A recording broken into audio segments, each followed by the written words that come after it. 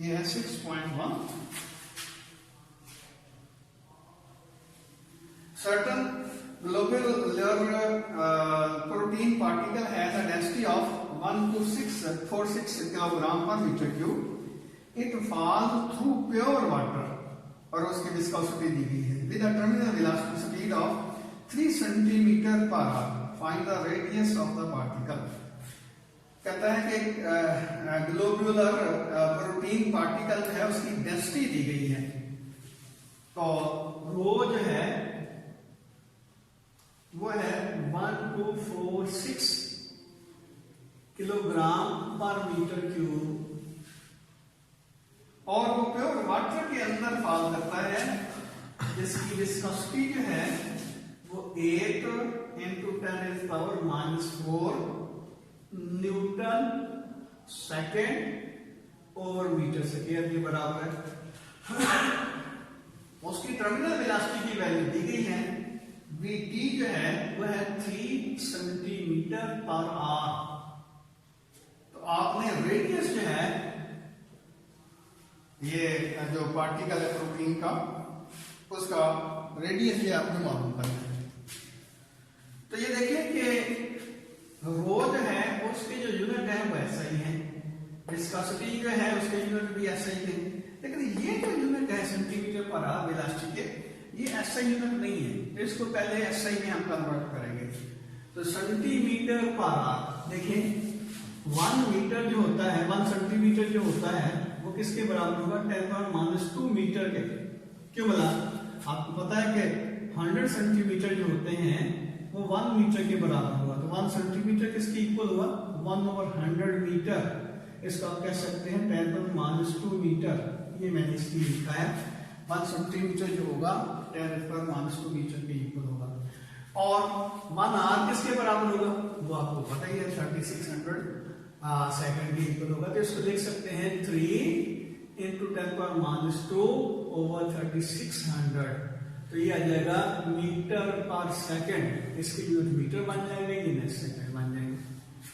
तो अगर आप ये 2 जीरो के ऊपर ले लें तो इसको यूं लिखा जा सकता है 3/36 into 10⁻⁴ मीटर पर सेकंड। तो ये आपके पास वेलोसिटी आ गई।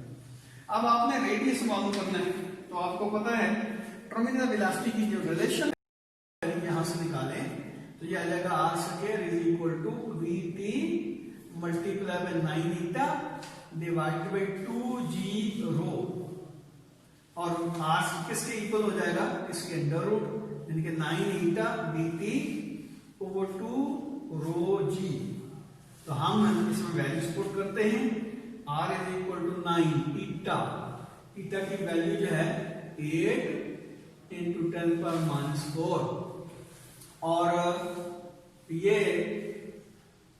vt ये आ जाएगी 3, ये वाला 3 into 10⁻⁴ डिवाइडेड बाय ये 36 ये वाला vt और मल्टीप्लाई बाय 2 ये रो की जगह क्या लिखेंगे 1246 और g 9.8, इसकी अंडर रूट, इसको सॉल्व करेंगे तो ये रेडियस आपके पास आ जाएगा।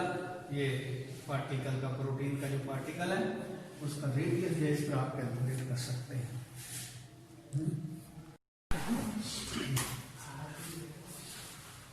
हम बिस्मिल्लाहिर्रहमानिर्रहीम न्यूमेरिकल प्रॉब्लम सॉल्व कर रहे थे। तो ये दूसरा प्रॉब्लम है क्वेश्चन, ये प्रॉब्लम है 6.2।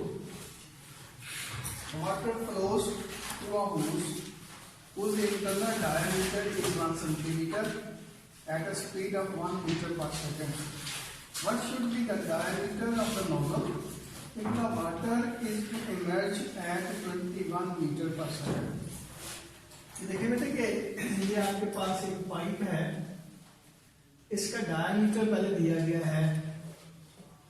ये जो डायमीटर है यहाँ D1 कह दें, ये है 1 सेंटीमीटर, और इसमें जो स्पीड है V1 जो है वो है 1 मीटर पर सेकंड। अब कहता है ये है कि हमारी रिक्वायरमेंट ये है कि इसकी नोजल से, यहाँ एक नोजल बनाते हैं हम, तो यहाँ से जो वाटर इरेक्ट आउट हो उसकी स्पीड होनी चाहिए, ये V2 जो है वो 21 मीटर पर सेकंड होनी चाहिए। तो कहते हैं कि यहां पे इसका डायमीटर क्या होगा, यानी कि D2 की वैल्यू क्या होगी, ये हमने फाइंड आउट करनी है।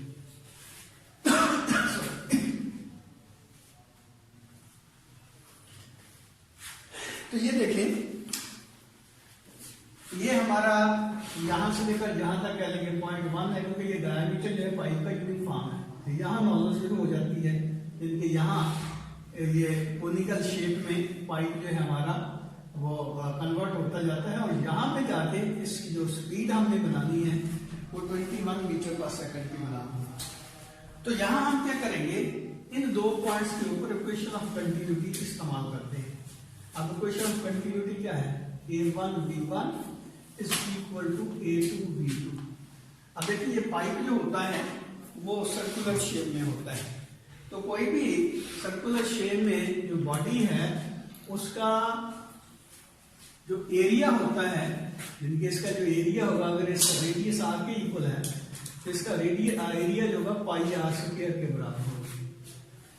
इसका क्या मतलब हुआ कि यहां पे इसका एरिया है A1 जो होगा वो होगा पाई आर 1 स्क्वायर, और यहां पे जो एरिया हम बनाना चाहते हैं इसका A2 जो होगा वो पाई R2 स्क्वायर के इक्वल होगा।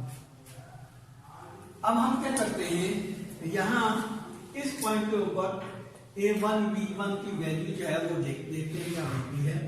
तो यहाँ A1 की जगह उसकी वैल्यू पुट कर दें, और A2 की जगह इस इक्वेशन में ये वैल्यू A2 की पुट कर दें, तो ये आपके पास क्या आ जाएगा, pi R1 square B1 is equal to pi R2 square B2।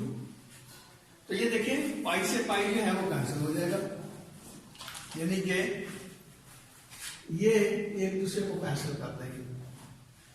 अब हमने R2 की वैल्यू मालूम करनी है ताकि हम ये B2 की वैल्यू जो वो मालूम कर सके। तो R2 इधर है, B2 इधर ले जाते हैं, तो ये इसका मतलब क्या हुआ कि R2 square is equal to V1 over V2, ये इधर डिवाइड हो जाएगा और ये R1 स्क्वायर आ जाएगा।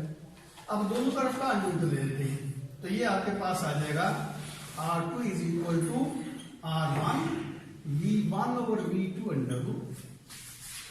अब हम क्या करते हैं, दोनों तरफ जो है 2 से मल्टीप्लाई कर देते हैं। ये 2 से मल्टीप्लाई क्यों करते हैं, अभी आपको इसका पता चल जाएगा। तो ये आ जाएगा 2R2 is equal to 2R1 into V1 over V2 under root. आपको पता है कि रेडियस जो होता है वो डायमीटर का आधा होता है, हाफ होता है। इसका क्या मतलब हुआ कि 2R2 बेसिकली D2 है जो हमें मालूम करना है, और 2R1 जो है ये D1 है, क्योंकि हमें D1 यहां दिया हुआ है। तो ये V1 over V2 under root आ जाएगा। अब इसकी वैल्यूज पुट कर दें, D2 हमें दिया गया है। अब इसको जाहिर है D2 जो है D1 जो है सेंटीमीटर में दिया हुआ है। अब चूंकि हमने आंसर पे सेंटीमीटर में ही देना है, इसलिए इसको कन्वर्ट करने की जरूरत नहीं है, जिनके मीटर में कन्वर्ट करने की जरूरत नहीं है। तो ये D1 की जगह 1 सेंटीमीटर ही लिख दें, और V1 जो है V1 वो 1 मीटर है, और V2 21 मीटर है। इसकी अंदर मीटर से मीटर कैंसिल हो जाएगा। तो इसको सॉल्व करेंगे तो ये D2 की वैल्यू आ जाएगी। अब ये इसको चेक कर लेना, मेरे किताब के लिहाज से ये D2 जो है वो 0.2 सेंटीमीटर है। तो ये यहां पे डायमीटर जो है अगर 0.2 सेंटीमीटर का होगा, तो यहां से जो पानी निकलेगा बाहर उसकी वेलोसिटी जो है वो 21 मीटर पर सेकंड। अब अगला क्वेश्चन इसमें जो हमारे ALP में है वो है 6.4। ये प्रॉब्लम 6.4, इसमें क्या है, water is flowing smoothly through a closed pipe system. At one point, the speed of water is 3 meters per second, while at another point, 3 meters higher, the speed is 4 meters per second. If the pressure is 80 kilopascal at the lower point, what is the pressure at the upper point? ये बेटे ये देखें कि ये आपके पास एक pipe है और पाइप जो है वो हॉरिजॉन्टल नहीं है, बल्कि उसकी हाइट जो है वो वेरी करती है। कहते हैं कि एक पॉइंट के ऊपर, यदि कि ये पॉइंट 1 ले लें, ये पॉइंट 2 ले लें, तो पॉइंट 1 के ऊपर इसकी जो स्पीड है वाटर की V1 कह लें, वो है 3 मीटर पर सेकेंड, और while at another point 3 metre higher, यानी कि यहां से यहां तक अगर हाइट लें तो ये बनती है 3 मीटर। इस पॉइंट के ऊपर कहता है कि जो इसकी स्पीड है यहां पे V2 जो है उसकी वैल्यू 4 मीटर पर सेकेंड है। अब कहता है कि अगर लोअर पॉइंट पे, यानी कि इस पॉइंट के ऊपर प्रेशर जो है P1 वो है 80 किलो पास्कल, तो यहां पे प्रेशर क्या होगा, P2 की वैल्यू क्या होगी, ये आपने फाइंड आउट करनी है। सवाल को दोबारा समझने की कोशिश करें। हमारे पास एक पाइप है, अब पाइप ऐसा है कि उसकी हाइट एक जैसी नहीं, हॉरिजॉन्टल नहीं है, बल्कि एक एंड उसका लोअर है, एक एंड इसका हायर है। लोअर एंड जो है उसके जो पैरामीटर्स हैं कुछ यूं है कि उसकी वेलोसिटी यहां पे फ्लूइड की 3 मीटर पर सेकंड है, यहां पे प्रेशर जो है P1 80 किलो पास्कल है। अब ये दूसरा एंड जो है पहले एंड से 3 मीटर हायर है, और यहां पे जो वेलोसिटी है वो 4 मीटर पर सेकंड की। तो आपसे ये पूछा गया कि यहां पे प्रेशर क्या होगा, तो हम क्या करते हैं, हम ऐसा करते हैं कि इस एंड की जो हाइट है H1 उसको अगर 0 तो सपोर्ट करें तो डेफिनेटली H2 किसके इक्वल होगा, क्योंकि H1 से 3 मीटर हाई है तो ऐसा होगा H2 की वैल्यू 3 मीटर हो जाएगी। ठीक है ना, ये एंड है मेरे पास, ये यहां से कहता है यहां तक 4 मीटर का फासला है। अगर इसको 0 तो सपोर्ट करेंगे तो इसका क्या मतलब होगा कि ये एंड है, ये एंड जो होगा वो इससे 4 मीटर हाइट के ऊपर होगा, तो ये H1 अगर 0 के बराबर है तो H2 कितना हो जाएगा, 4 मीटर। तो इसलिए मैंने इसको H2 को 4 मीटर ले लिया है, सॉरी 3 मीटर ले लिया है।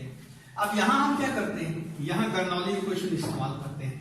क्या है हमारे पास, P1 plus half rho V1 square plus rho GH1 is equal to P2 plus half rho V2 square plus rho GH2। अब यहां देखिए हमें कौन कौन सी चीजें गिवन है। H1 तो वैसे हमने 0 कर दिया, इसको 0 कर ले। V1 की वैल्यू दी गई है, V2 की वैल्यू दी गई है, H2 की वैल्यू दी गई है, P1 की वैल्यू गिवन है, लेकिन P2 की वैल्यू आपने फाइंड आउट करनी है। तो हम क्या करते हैं, ये सारे फैक्टर जो है P2 के अलावा इधर शिफ्ट कर देते हैं। तो P2 आपके पास किसके इक्वल हो जाएगा, ये आ जाएगा P1 plus half rho V1 square और minus half rho V2 square plus rho GH2। अब ये वैल्यू इसमें पुट कर दें।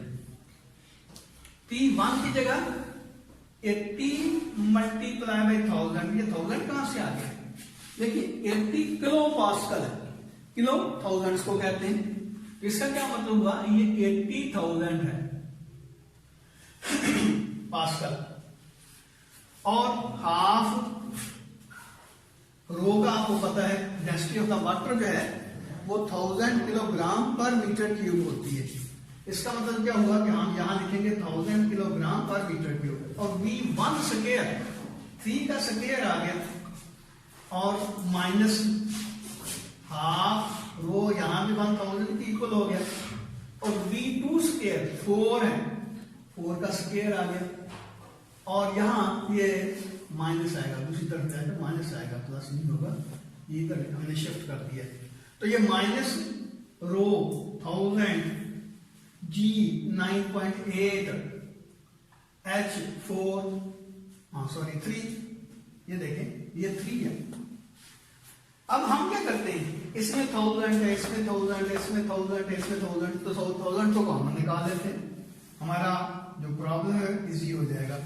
तो ये आ जाएगा 80, और ये क्या आ जाएगा प्लस 3 3 का 9 डिवाइडेड बाई 2, और ये क्या आ जाएगा माइनस 4 4 का 16 डिवाइडेड बाई 2, 8 क्या ले, और ये माइनस 9.8 मल्टीप्लाई बाई 3। तो ये देखिए इसका जो आंसर आता है आपकी किताब के मुताबिक वो 47 है। आप खुद इसको कैलकुलेट करके देख लें कि वाकई 47 बनता है ये वाला। अगर 47 बनता है तो इसके ये देखिए, इसके साथ 1000 किलो, इसका क्या मतलब हुआ कि ये आ जाएगा 47 इंटू 10,000 ये पास्कल, या आप कह सकते हैं 47 किलो पास्कल। तो अगला जो क्वेश्चन है ये है 6.5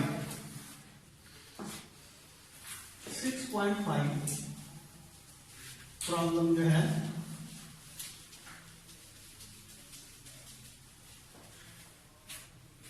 कहता है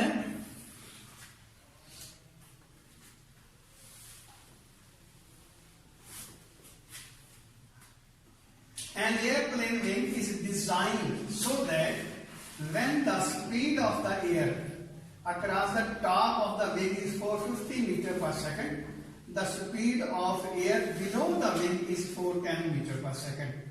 What is the pressure difference between the top and the bottom of the wings? और एयर की डेंसिटी दी गई है। बेटे ये देखेंगे हमने वो पढ़ा था कि जो एयरप्लेन होता है उसका वेग कुछ यूज होता है। अब ये बिल्कुल ग्राउंड है हमारा, तो कहता है कि यहाँ पे यानी कि जो एयर इसको क्रॉस करती है, ये फ्लाई इधर कर रहा है, तो एयर जो क्रॉस करती है वो कुछ नहीं करेगी इस तरह। तो जाहिर है ऊपर जो है लेयर जो है वो क्लोजर होती है, और नीचे जो है ये अपना लेयर जो है वो फार्दर होती है इस तरह। आप देखेंगे एयरप्लेन इधर फ्लाई कर रहा है इधर, तो जाहिर है उसके लिहाज से जो एयर होगी वो उसके अपोजिट डायरेक्शन में होगी।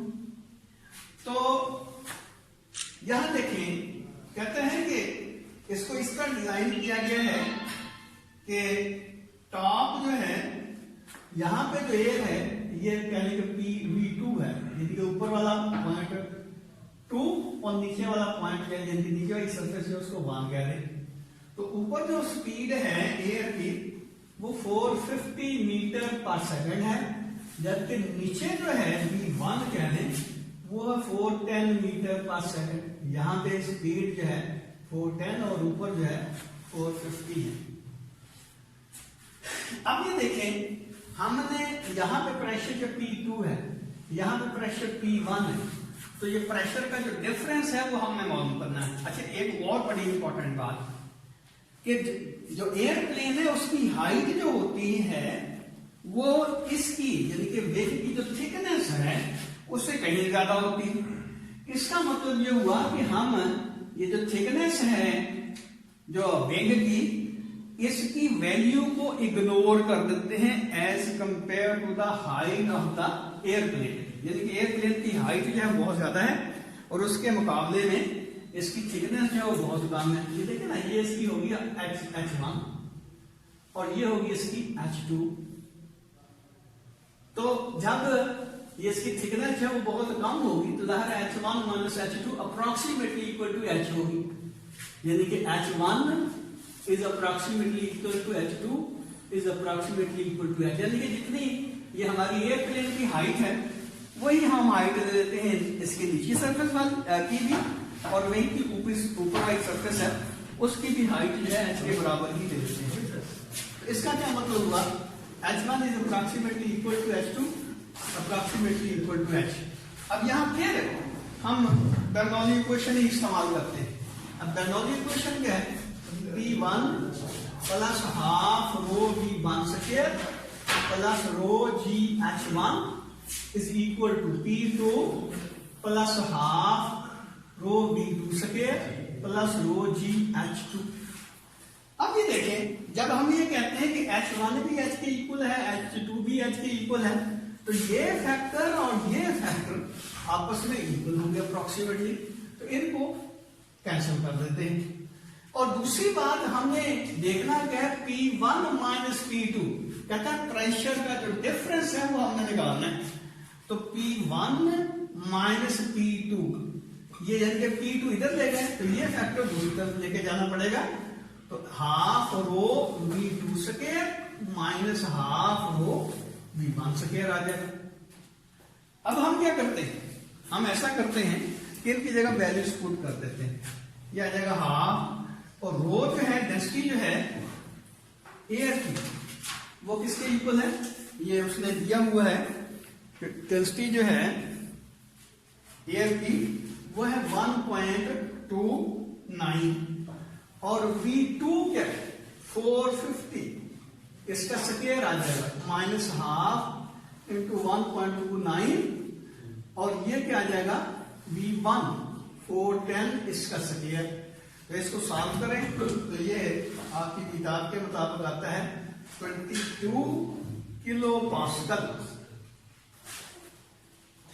तो ये इनको सॉल्व करेंगे तो ये प्रेशर का डिफरेंस आ जाएगा।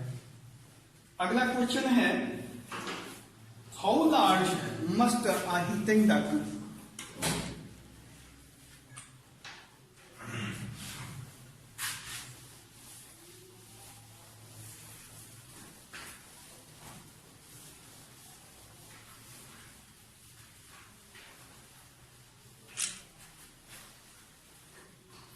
be if air moving 3 meter per second along it can replenish the air in a room of 300 meter cube volume every 15 minutes. Assume the air's density remains constant. तो बेटे ये देखें, आपके पास एक कमरा है जिसका वॉल्यूम दिया गया है। चलो ये हमारे पास एक रूम है जिसका वॉल्यूम जो है ये V कह लें 300 मीटर क्यूब है और ये क्वेश्चन है हमारा 6.7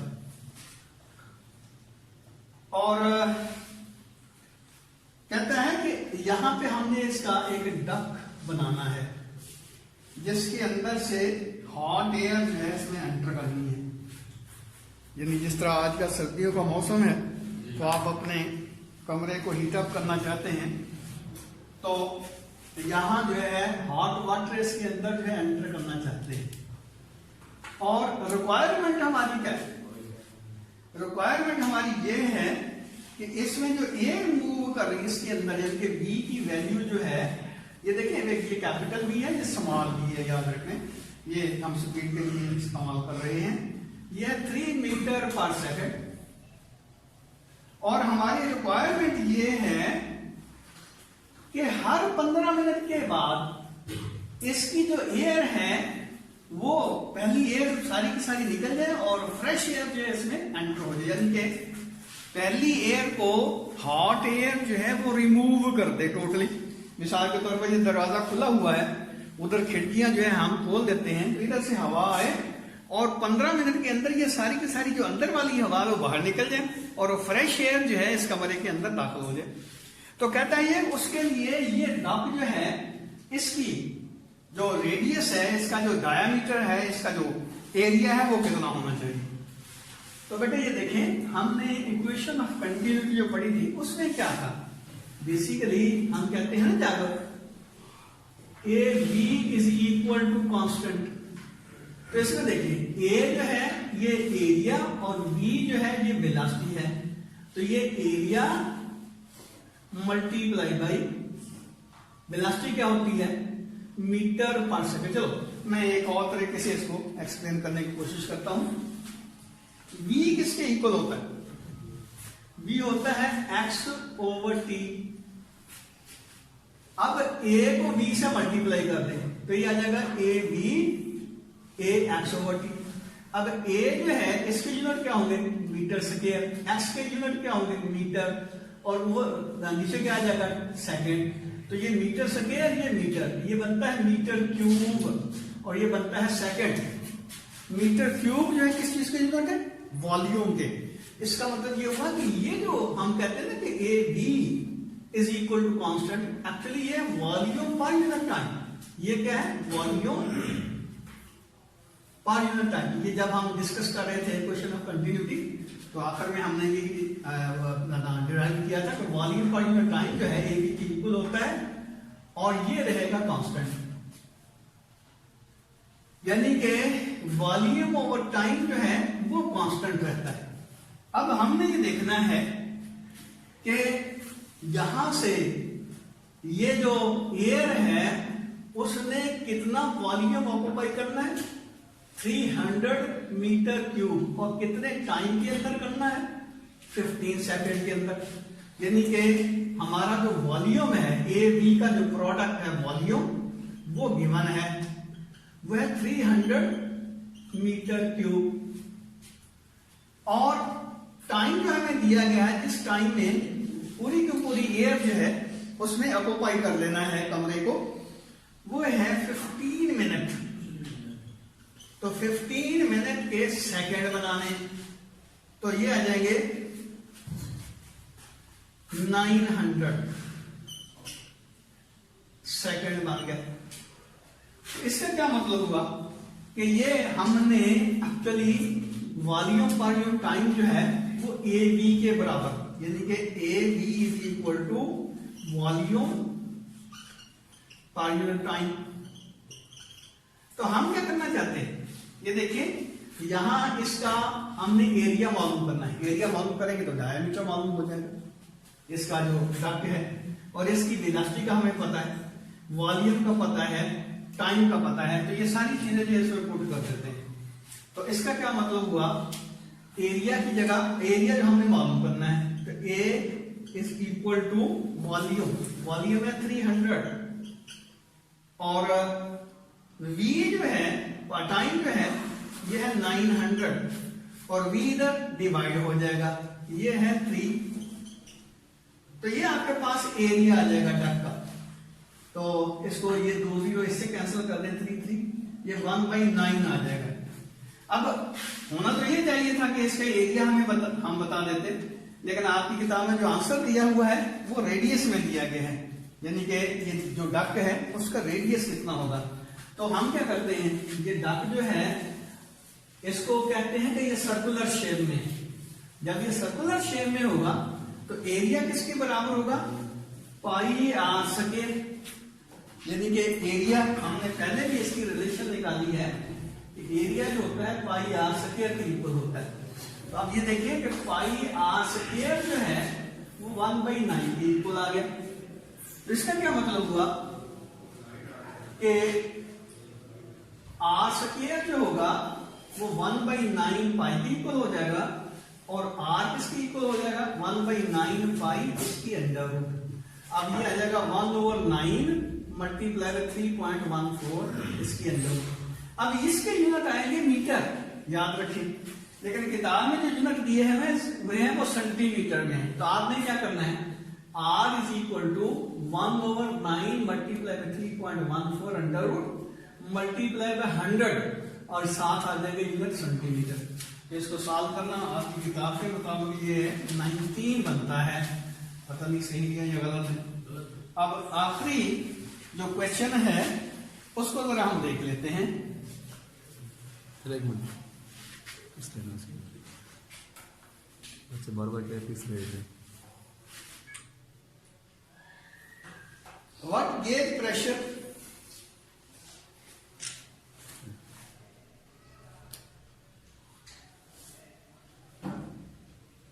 ठीक है।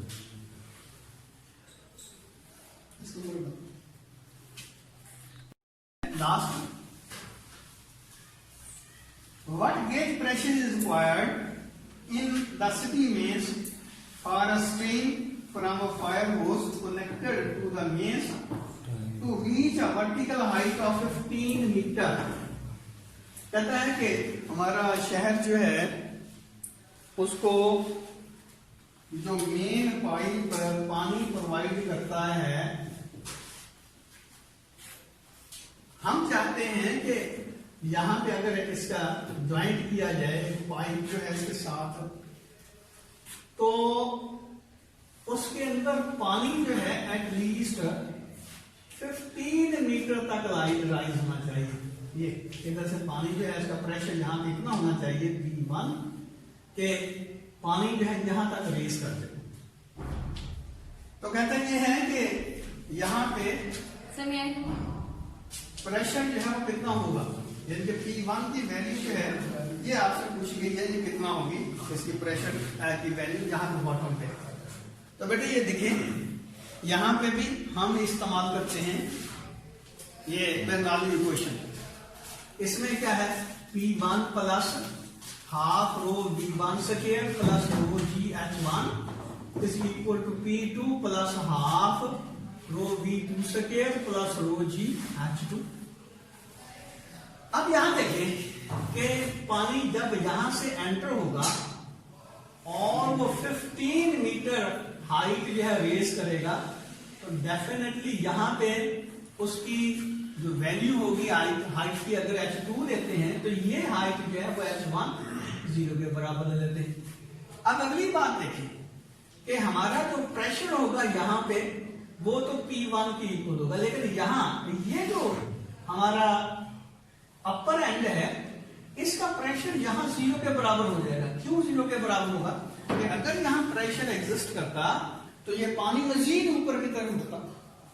और तीसरी बात यह है कि जब पानी यहां तक चढ़ जाएगा तो डेफिनेटली पानी जो है इस पाइप के अंदर रुक जाएगा। मीन इस पॉइंट के ऊपर उसकी वेलोसिटी V1 जो 0 के इक्वल होगी और यहाँ पे उसकी वेलोसिटी जो है V2 वो भी 0 के बराबर होगी। तो ये सारी चीजें जो है यहाँ पुट करते हैं। पहली बात क्या है कि P1 जो है वो तो हमने मालूम करना है, V1 0 के बराबर, ये फैक्टर 0 हो गया। H1 0 के बराबर, ये फैक्टर 0 हो गया। P2 0 के बराबर, ये फैक्टर 0 हो गया। V2 0 के बराबर, ये फैक्टर 0 हो गया। तो P1 फिर किसके बराबर आ गया? रो GH2, यानी कि यहां पर प्रेशर कितना होना चाहिए? रो GH2 के इक्वल।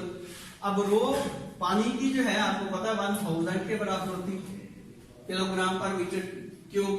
G जो है वो 9.8 है और हाइट जो है वो 15 है। तो इसको सॉल्व करें तो ये आपकी किताब के मुताबिक जो है 1.47 इंटू 10⁵ पास्कल है। तो देखिए अगर इतना ही आता है तो ठीक है, अगर नहीं तो फिर मुझे आप कमेंट्स में बता सकते हैं। जी बेटा।